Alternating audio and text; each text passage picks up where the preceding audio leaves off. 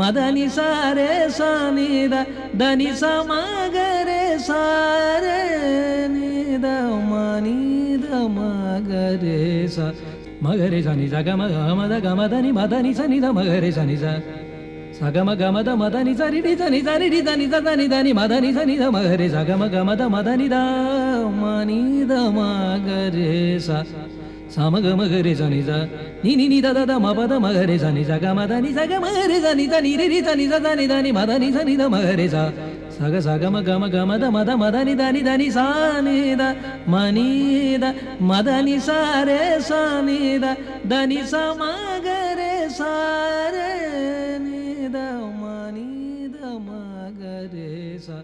The atmosphere is desolate and mysteriously quiet. For miles around, the land is strewn with gigantic boulders and rocky outcrops. Against the endless skies, their strange shapes and proportions cast imposing and often eerie salutes. It's almost as if some tremendous unknown force had placed them here for a specific purpose and then forgotten them. The setting is perfect, and the stones stand silent and watching, as they did centuries ago, whilst a great saga unfolded in their midst. This was Vijayanagar, the city of victory at Hampi in Karnataka. Here on the banks of the Tungabhadra arose the last of the great Hindu empires, known far and wide for the greatest of its rulers, Devaraya II, Krishnadevaraya, and his successor Achyutadevaraya. The earliest references to Hampi, however, find their roots in Hindu mythology. This was believed to be Pampapura, a sacred site where goddess Parvati invoked Pampapati, an incarnate of Shiva. Later references are found in Ramayana, where Hampi is associated with Kishkinda, the domain of the monkey chiefs Sugriva and Vali. Of the 5 main rocky hillocks at Hampi, the Matanga Parvata and the Malayavanta Parvata are of particular significance. According to legends, Sugriva is believed to have sought refuge in the Matanga Parvata after being overthrown by Vali, while Rama and Lakshmana broke their journey in their search for Sita at the Malayavanta Parvata, and an ancient Raghunatha temple stands atop the hillock. A cave near Pampa Sarovara is believed to have been Shabari's. Curiously enough, the hillocks are populated with crowds of langurs. It was on such terrain then that the Vijayanagar Empire was established. The founding of the empire in 1336 by 2 princes of the Sangama dynasty, Harihara and Bukka, marked the beginning of what can well be termed a Hindu renaissance. It was a turbulent period in Deccan's history, and the prime intention of founding Vijayanagar was to revive and establish Hindu rule. If one were to equate the extent and influence of the empire to the aim behind the conception, it is evident that the quest was rewarded. Within a span of 2 decades, the empire extended across the Deccan from coast to coast. Over the 2.5 centuries that followed, southern India was to witness the omnipotence of Vijayanagar, its influence reaching out as far as China and the Arab world. The boar crest insignia was to be known, respected and envied. The ruins stand today deserted and silent, reminders of a glorious era. Built on an area of 26 square kilometers, the most striking feature of this dead metropolis is the magnitude and magnificence of just about every building and monument. One cannot but marvel at the might and the fervor of those who built these splendors. One can only wonder what Vijayanagar must have been like at the height of its existence. What we do know of the glories of Vijayanagar come from the accounts of several foreign travelers of the time. Notable amongst them were the Italian Niccolo Conti in 1420, the Persian Abdul Razak in 1443, and the Portuguese visitors Domingo Paes and Nunes in the early 16th century. Said Abdul Razak of Vijayanagar, "It is such that the pupil of the eye has never seen a place like it, and the ear of intelligence has never been informed that there existed anything equal to it in the world."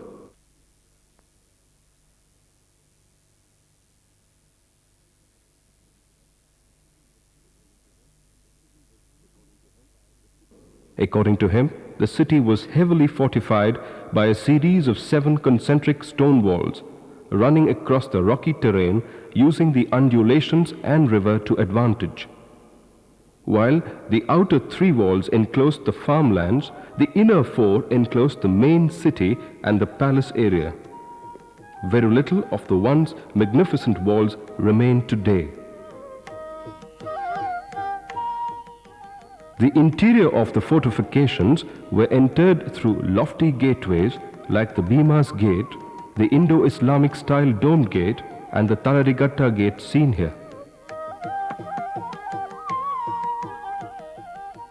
The oldest structures, those of the pre-Vijayanagar period, were built on and around the Hemakunta Parvata. It was the Vijayanagar rulers who constructed the Virupaksha temple complex, encompassing a number of already existing shrines.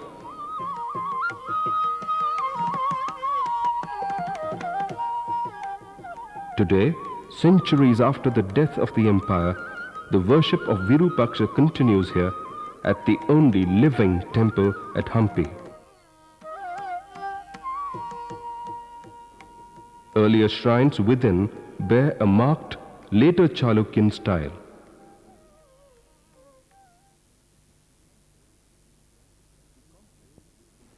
The complex, which comprises of 2 main courtyards, is entered through 2 immense doorways built in the characteristic Vijayanagar style, commissioned by Krishnadevaraya in 1512.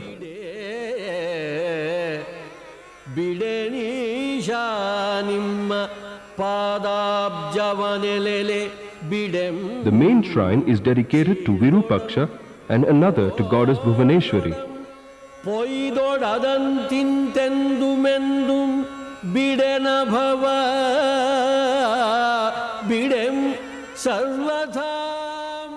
A smaller shrine is dedicated to the sage Vidyaranya, who helped Harihara in founding the empire.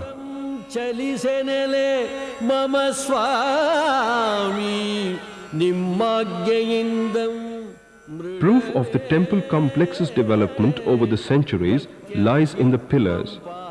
The earliest are typified by their rough-hewn columns, graduating to the later Yali pillars resplendent with these springing mythical creatures, an embellishment which was to become a hallmark of the architectural style.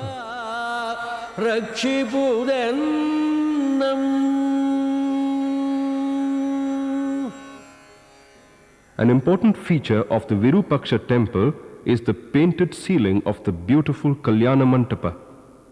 These early frescoes, yet vibrant in their colors, speak of the early history of the empire, as well as depict the incarnations of Vishnu and the Trimurtis.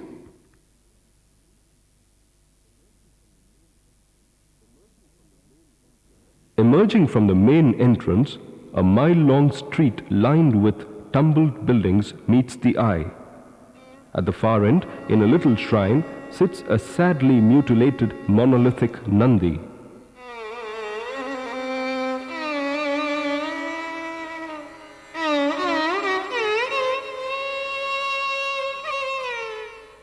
The mind's eye can well relive the ambience of the Hampi Bazaar, the fabled market where gold, silk, ivory and pearls were bought and sold openly and in plenty.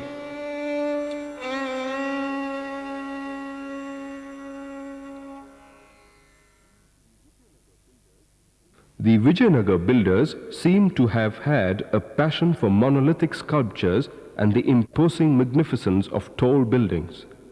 Perhaps the most significant are the two Ganeshas who sit here, surveying a panoramic view of the city like auspicious sentinels.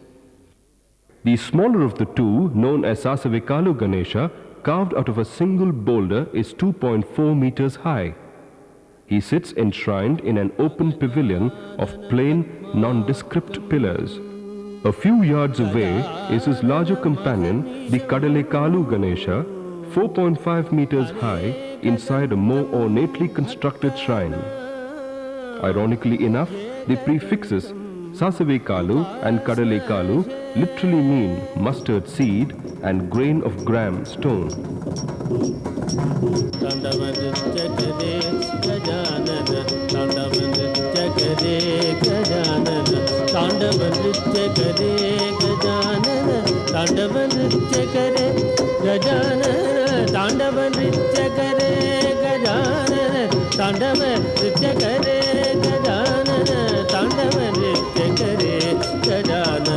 Dhimikita dhimikita talam mrudanga dhimikita dhimikita talam mrudanga dhimikita dhimikita talam mrudanga dhimikita dhimikita talam mrudanga brahma tala dhare gajanana brahma tala dhare gajanana dandavanda jagade gajanana dandavanda jagade gajanana dandavanda jagade gajanana dandavanda jagade gajanana dandavanda jagade.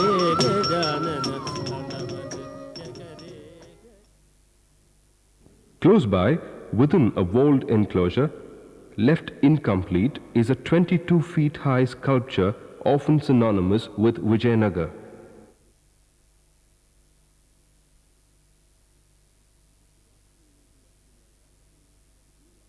The Kirata Yoga Lakshmi Narasimha, hewn out in 1528 during the last years of Krishnadevaraya's rule, this awesome incarnate of Vishnu was originally seated with his consort Lakshmi. Mutilated though, he is perhaps the most striking monument here, reflecting in his countenance the primordial powers of stone. In the vicinity stands a shrine dedicated to Shiva, sheltering a giant linga, the base of which has remained permanently surrounded by water. Between the Ganeshas and the Narasimha shrines is a Balakrishna temple built in the classic Vijayanagar style. According to an inscription in the temple, it was commissioned by Krishnadevaraya in 1513.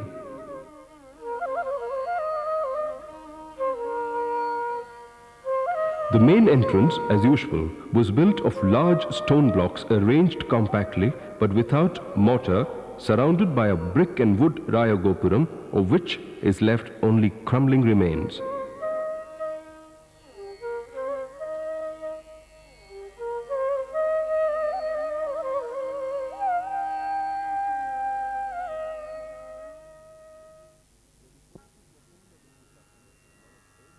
Dedicated to Prasanna Virupaksha, one of earliest Vijayanagar temples, is the so-called underground temple. The term underground seems a misnomer, as the temple is not actually subterranean. With the death of the empire, the temple was buried under debris and silt until it was excavated.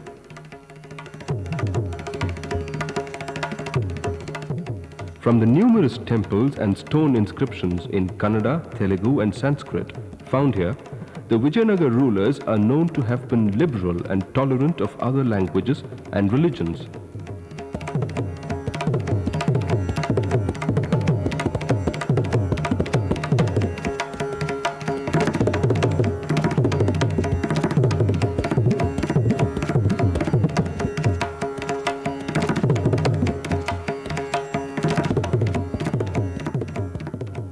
The many Jain temples here bear testimony to this fact.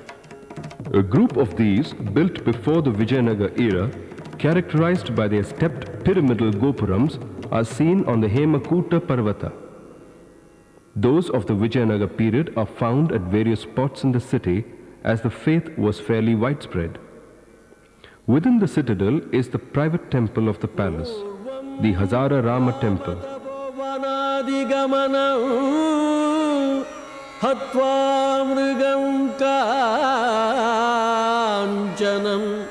Vaidehi हरणं जटायुमरणं सुग्रीवसम्भाषणं वारीनिग्रहणं समुद्रतरणं लङ्कापुरीदागनं पश्चाद्रावणकुम्भकर्णमथनं एतद्धि रामायणं पश्चाद्रावणकुम्भकर्णमथनं एतद्धि रामायणम्.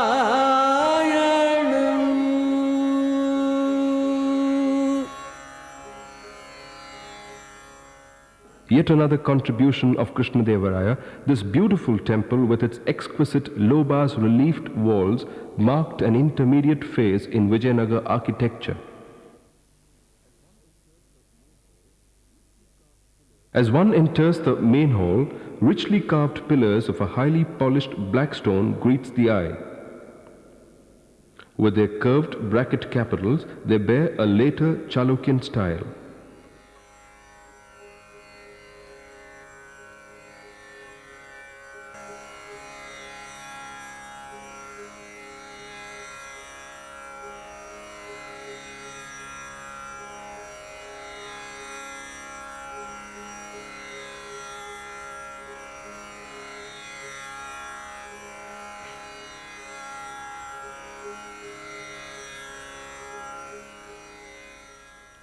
Mandapa and the parapet above the roof were constructed of brick and decorative plaster work. The outer walls are carved with a profusion of relief sculptures and ornamentations.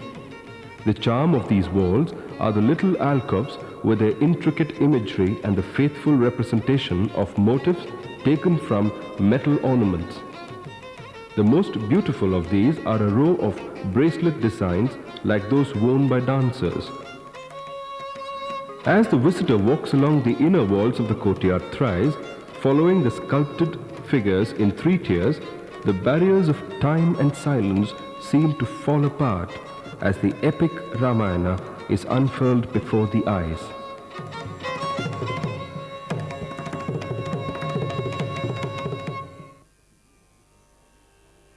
Winding in and out of the ruins and across solid rock faces, extensive excavations have revealed a complex but perfect underground water system of clay pipes and stone aqueducts and distribution channels to different parts of the city for both domestic and irrigational purposes. Numerous underground reservoirs have been excavated. An interesting find is a large water trough 41.5 feet long, 3 feet wide in the palace enclosure, which was probably used to water elephants and horses. The masterpiece of these waterways is the Turuttu channel, meaning swift channel, which was built during the reign of the Bukka. Originating from the Tungabhadra, it irrigates lands even today as it did centuries ago. Vijayanagar temple architecture reached the height of its grandeur with the famed Vijayavattala temple. Begun in 1513 by Krishnadevaraya, it was probably never completed due to the sudden downfall of the empire. Surrounded by the magnificence and profusion of artistry in stone, the visitor is awestruck. The echoes of anklets and music seem to come alive and reverberate in the courtyard.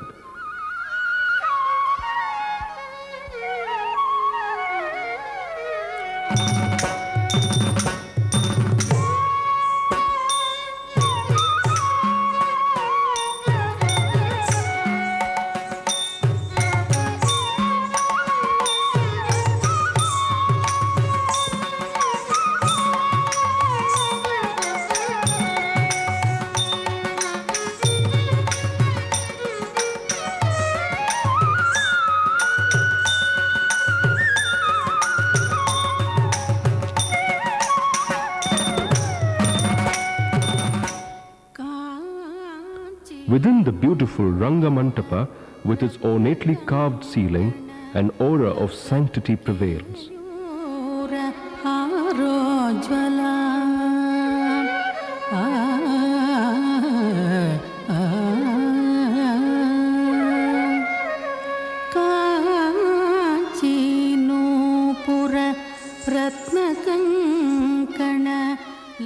The pillars, with their mythical animals petrified in their prancing, seem to throb with invisible life.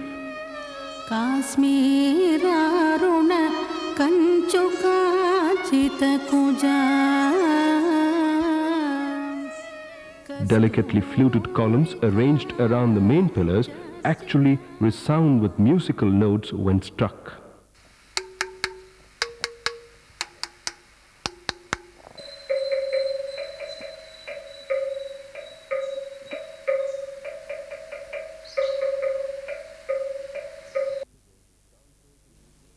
With its sculpted figures of dancers and musicians now badly mutilated, this hall of surprises was evidently the venue for dance and music.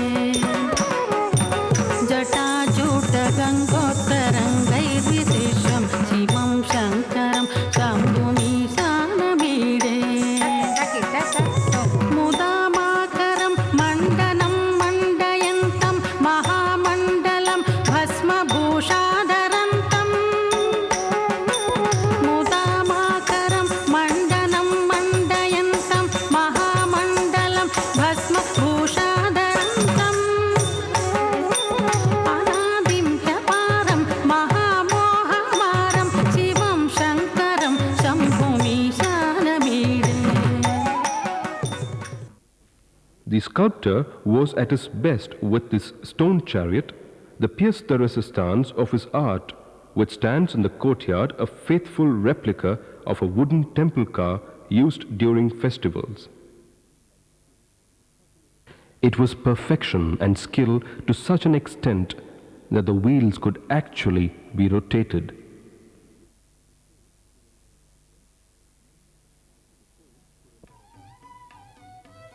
The saint Purandara Dasa, acknowledged as father of Carnatic music, spent a part of his life here at Vijayanagar, witnessing both the height of its glory and the tragedy of its end. While the grandeur of Vijayanagar lay evident everywhere, nothing could be compared to the splendors of the palace and the life therein. Of all the varied accounts, those of pace and newness are probably the most vibrant. Here lived the many generations of Vijayanagar kings and queens, their ministers, priests and courtesans. It was a splendid and extravagant existence, reaching the height of its glory during the reign of the greatest of the Vijayanagar rulers, Krishnadevaraya. His reign, which spanned 20 years, was the golden era in the history of the empire. A benevolent but powerful ruler, he was a patron of arts, encouraging architecture, music, dance and literature, and himself a writer. Sakalandra Nikhila Karnataka Bhanuteda Sri Krishna Raja Bhupa Sri Krishna Raja Bhupa Makutamanikya Sahasra Kirana Sri Krishna Raja Bhupa Makutamanikya Sahasra Kirana Sri Krishna Raja Bhupa Sri Krishna Raja Bhupa Navaratna Khajita Simhasana Dipa Navaratna Khajita Simhasana Dipa Sri Krishna Raja Bhupa Sri Krishna Raja Bhupa Sangeeta Sahitya Sangeeta Sahitya Sangeeta Sahitya Nritya Shilpadi Kalalaku Sri Krishna Raja Bhupa. As a military power, his armies were invincible and he was responsible for a considerable expansion of the kingdom. Vijayanagar was soon acknowledged as a major world market particularly for the trade of pearls, precious gems, and Arab horses. Incredible accounts of the palace and the atmosphere within are sufficient to set the imagination wild. Rooms were reported to have been lined with gold and encrusted with precious stones, while some were entirely of ivory. Could these have been exaggerations?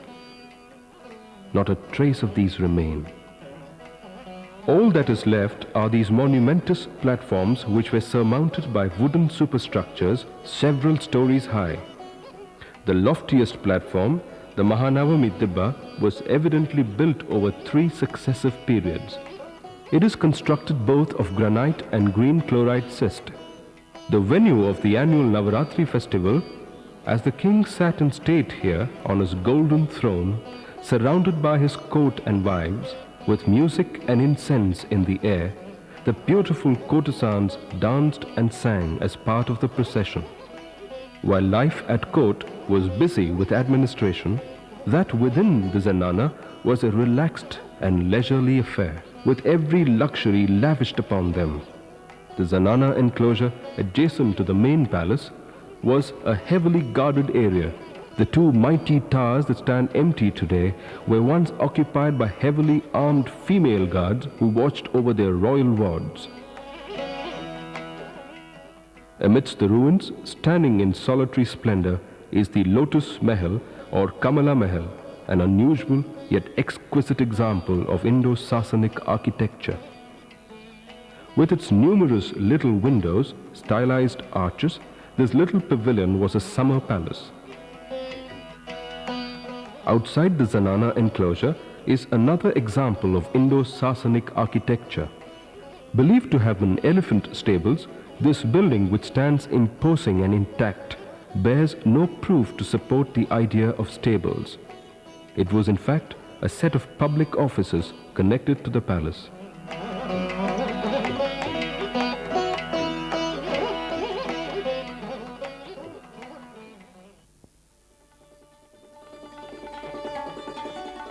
Less than a mile away is a large bath, known as the Queen's Bath. Baths like this one were major recreational centers, playing an important role during the holy festival when people gathered for a colorfully riotous celebration.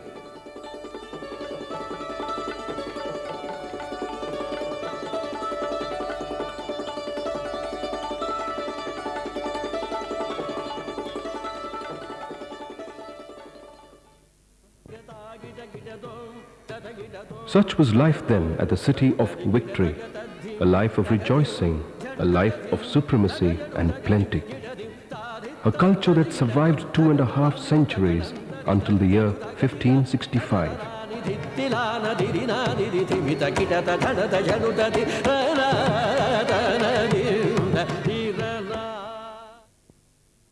It was the beginning of the end, culminating in the infamous battle of Rakasa Tangadi, when the Bahmani kingdom finally won what they had until then been scheming for. The last of the rulers fled, leaving the city and its people to the mercy of the invaders. What followed was 6 months of pillaging and ruthless ravaging, leaving behind a burnt, broken and silent city. When the sun finally set on this glorious empire, all was lost. Vijayanagar was deserted, never again to be inhabited.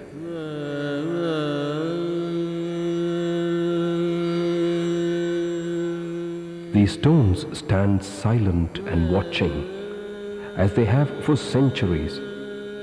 Perhaps they have memories. Perhaps they remember.